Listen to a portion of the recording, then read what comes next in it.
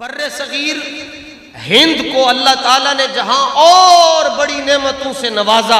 وہاں ایک نعمت بر صغیر کو یہ بھی ملی کہ اللہ نے انہیں امام احمد رضا عطا فرمایا۔ عشق محبت، عشق محبت۔ علماء مکہ جڑے علماء حرمین سنی علماء سے نو دوں، سیدی اعلیٰ حضرت کا چہرہ دیکھ کر اور اعلیٰ حضرت کی فکر دیکھ کر یہ جملہ کہا، اور اعلیٰ حضرت کی استقامت جو رسول اللہ سے وہ کرتے ہیں، اور پھر حضور کے صحابہ سے جو اعلیٰ حضرت کا پیار ہے، حضور کی اہل بیت سے جو اعلیٰ حضرت کا پیار ہے، بلکہ وہ ہر وہ نسبت جو حضور کی طرف جا رہی ہے، امام احمد رضا اس نسبت سے جتنا پیار کرتے ہیں، اس نسبت کو دیکھ کر علماء حرمین نے یہ کمنٹس پاس کیے، یہ فتویٰ دیا کہ اذا رأیت رجلا احب احمد رضا فعلم انہو صاحب السنہ۔ فرمایا جدو ایسے شخص نو ویکھو جڑا امام احمد رضا دے نال پیار کرتا ہے، سمجھ لینا اے اس رستے تے ٹر رہا ہے جڑا صحابہ دا رستہ ہے۔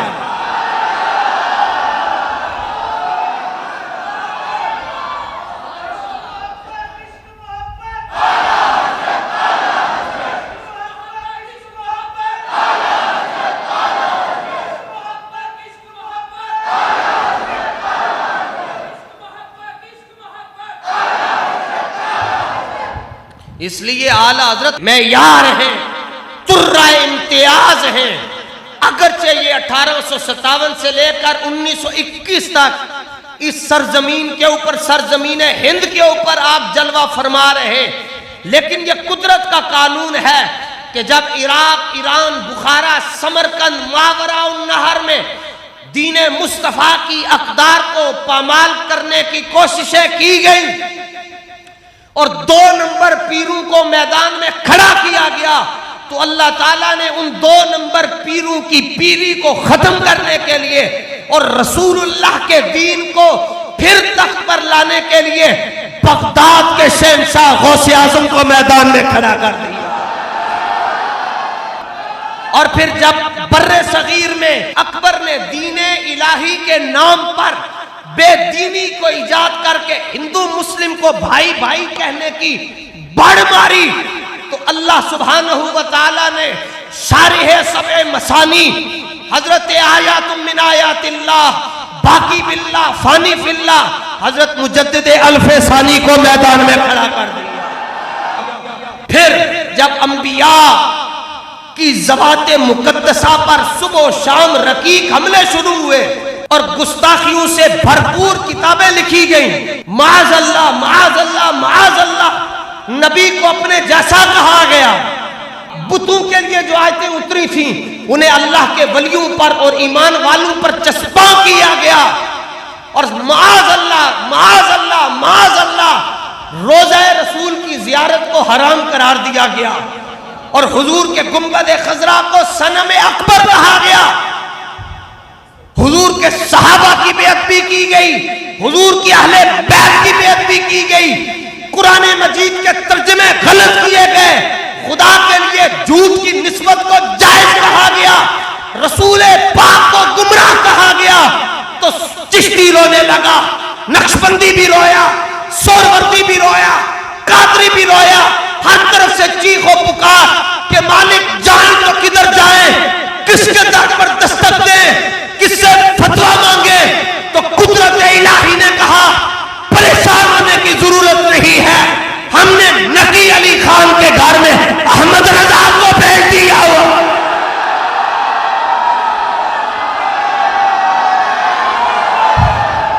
اب ناموس رسالت پر پہرا امام احمد رضا دے گا، حضور کی ختم نبوت کا تحفظ احمد رضا کرے گا،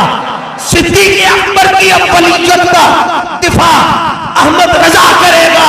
جناب مولا کائنات کی عزت پر دفاع امام احمد رضا کرے گا، اور قرآن مجید کا صحیح ترجمہ اور کلام الہی کی ترجمانی کر کے دکھانے والا امام احمد رضا۔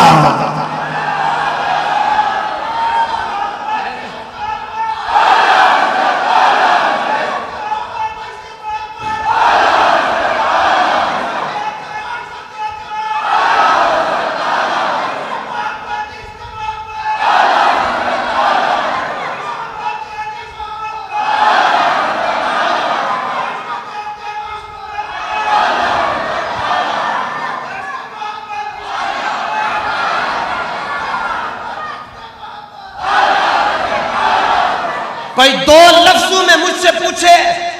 کہ what is the introduction of Ahmad Raza, کہ امام احمد رضا کون ہے، احمد رضا کون ہے، تو میں کہتا ہوں پوچھتے ہو کہ احمد رضا کون ہے؟ جو احمد کی رضا ہے وہی احمد رضا ہے۔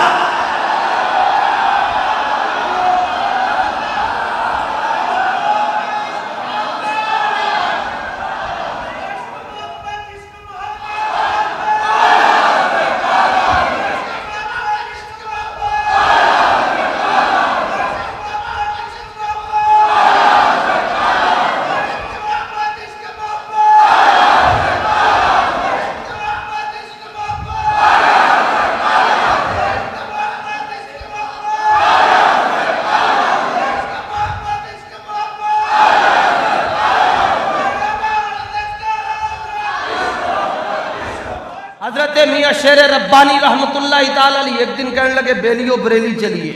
آپ دا خادم نال تے بریلی پہنچ کے دستک دیتی کہ احمد رضا نو کہو کہ شیر محمد ملن واسطے آیا ہے۔ خادم آیا تو اس نے بس اشارے میں کہا، تو حضرت میاں شیر ربانی رحمت اللہ تعالی علیہ امام احمد رضا فاضل بریلوی کا جو گھر ہے اس کی دہلیز کے باہر ایسے ہو کر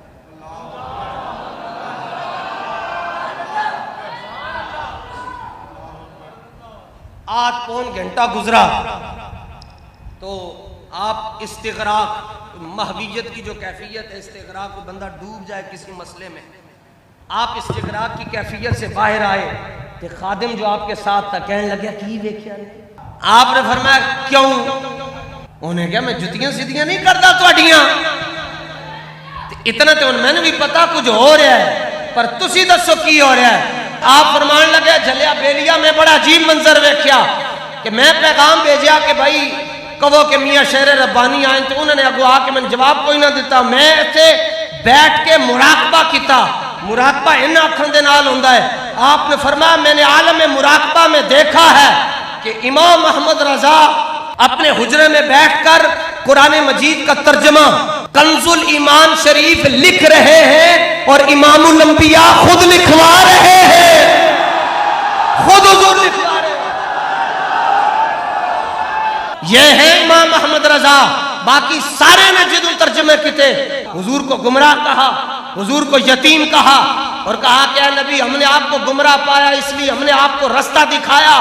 اعلیٰ حضرت فرمانے تینوں کنے کہہ چھڑیا ہے کہ نبی گمراہ ہوتا ہے؟ فرمایا نبی تو راستہ دکھانے والا ہوتا ہے۔ جنہیں گالاں کڑنیاں مینوں کڈے، امام احمد رضا نے خود اپنی تحریر میں یہ ذکر کیا، آپ نے فرمایا جملے سنو، فرمایا مجھے 1000 مرتبہ گالیاں دو، میرے باپ دادا کو دن رات گالیاں دو، جو جی میں آئے کہتے رہو، مجھے بخشی قبول ہے، لیکن جس نے میرے آقا و مولا کی طرف انگلی اٹھائی احمد رضا انہوں نے گھر چھڑ کے آئے گا۔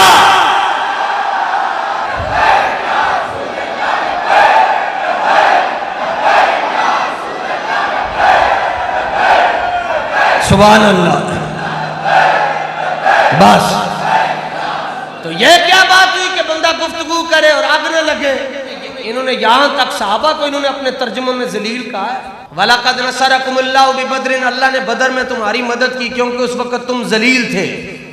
اعلیٰ حضرت نے کہا نہیں نہیں اوے کمینہ اے نہیں کہا ہے بلکہ ہنج ترجمہ کر، اللہ نے روزے بدر بھی تمہاری مدد کی، اس وقت تم بے سر و سامان تھے۔ کیونکہ باقی جب ترجمہ کرتے ہیں تو ڈکشنری کو دیکھ کر کرتے ہیں، امام احمد رضا جدو ترجمہ کرتا ہے ایک نظر قرآن دی صورت دے ہوندی ہے، دوسری نظر نبی دی صورت دے ہوندی ہے۔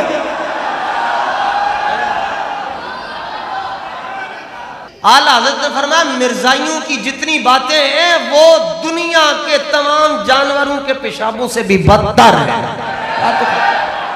اور بابا جی دا ایک اپنا انداز، بابا جی فرمانے ہیں گولڑے شریف کے اندر شیخ الاسلام والمسلمین امام المحدثین مامور من المصطفیٰ اعلیٰ حضرت گولڑوی پیر سید مہر علی شاہ رضی اللہ تعالیٰ عنہ دے آستانہ شریف دے باہروں لنگن والا جڑا کتا ہے انہیں جڑا پیشاب کیتا ہے مرزائی تو اس کتے دے پیشاب ورگے بھی نہیں ہو سکتا. گل کرو یار کم از کم کیوں تے نکلے.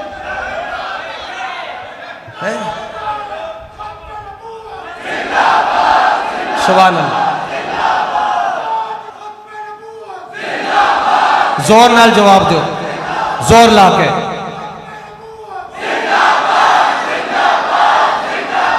اعلیٰ حضرت فرمانے ہیں فتح باب نبوت پہ بے حد درود اور ختم دور رسالت پہ لاکھوں سلام. فتح یفتح فتحن فہوا فاتحن. فتح یفتح دا معنی ہے کھولنا, ختم یختم دا مطلب ہے بند کرنا.